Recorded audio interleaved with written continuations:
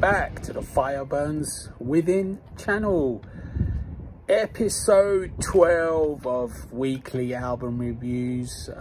It's been a fairly quiet week. One big album of the week, which I did actually do a full review for. If you haven't checked it out, go check it out. Of course, it's the new Journey album. But I listened to 6 albums, well, 1 EP and 5 albums this week. First one is Crossing Rubicon, Perfect Storm. This one is quite good. It's a melodic rock project on Frontiers Records as usual. It's another one of their typical projects. It's melodic rock. It's just a good solid release. It's enjoyable. The singer is good. It's just not, you know, it's just not something that's gonna hit any end of year kind of list. It's just not that kind of quality that that elevates it above other albums of similar style. It's just another good Frontiers album. You know, they're 10 a penny, literally 10 a penny.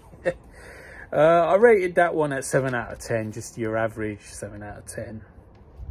Next one is Clean Break and Coming Home. This is a project from the chap from I forget his name, Durbin. So I forget his first name. His second name is Durbin. It's his new vehicle, if you like. This one is good. I quite like this one. His voice is good. He's sort of clean, powerful. The band is sort of melodic heavy metal. It's sort of upbeat at times and then sort of mid-tempo. It's good. I like it. It's good. It's solid. I rated it at 7.5 out of 10. Next one is Thrash Metal, Traitor, Exiled to the Surface. Yeah, I quite like this one. This is a solid thrash metal record. It's very aggressive vocally, especially. His vocals are the one drawback of this album. They're a little bit too aggressive, too gritty, too harsh, too screamy. The riffs are there, catchy, heavy, bouncy. The songs are okay, solid. It would be an 8 out of 10, but because the vocalist is not my cup of tea too much, I take off half a point and it's 7.5 out of 10. Next one, I'll talk about the EP. It's Within Temptation, Don't Pray For Me. It's like 3 or 4 new songs and some instrumentals. I've heard some of the songs before, The Purge, the title track, Don't Pray For Me. That was I think the newest one. This one is in the very new style of Within Temptation. It's sort of very modern, very dancey, thick guitars, lots of sort of nowadays sounding keyboard style, not like old school prog metal keyboards. It's sort of dancey keyboards, if you like, or I don't know how you want to call it, techno-y style keyboards. Sharon's voice is great as usual. I love Sharon's voice. It's great. The songs are good, they're catchy, they're memorable, but I don't know, Within Temptation, they're moving a little bit away from some of the classy stuff which I loved from before, but they're still good. There's still a lot of class in the band.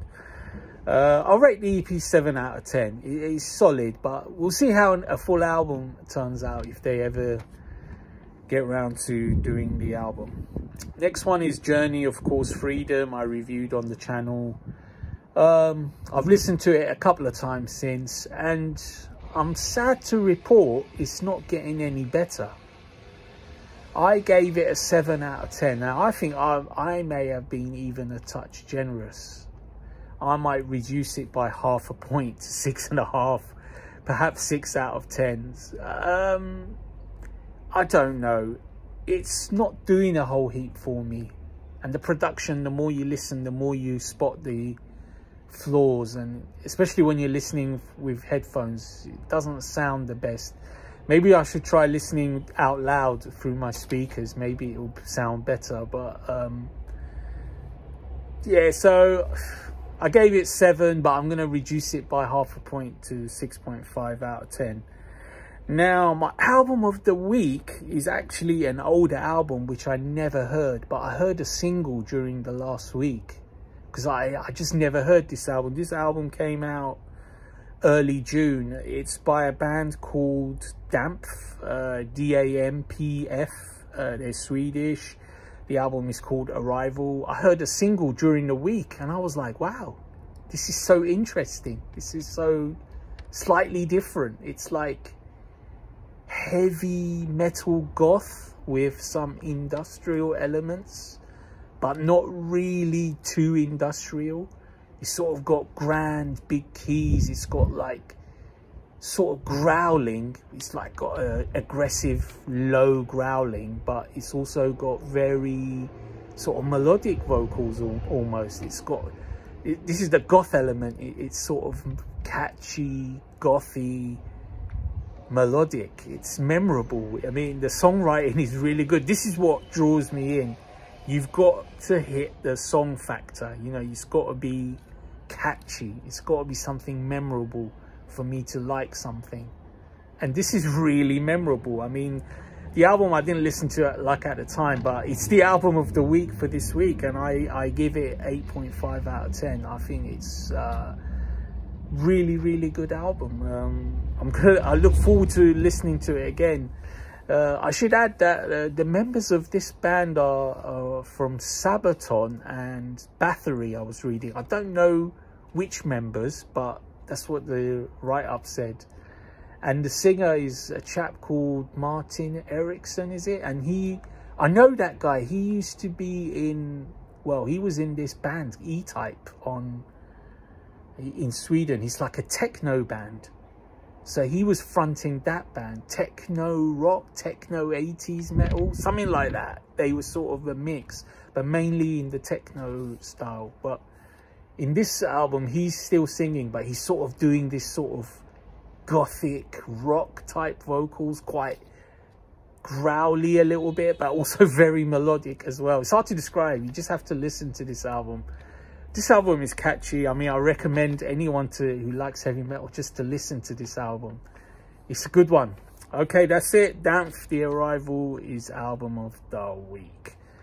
That's it. Stay tuned.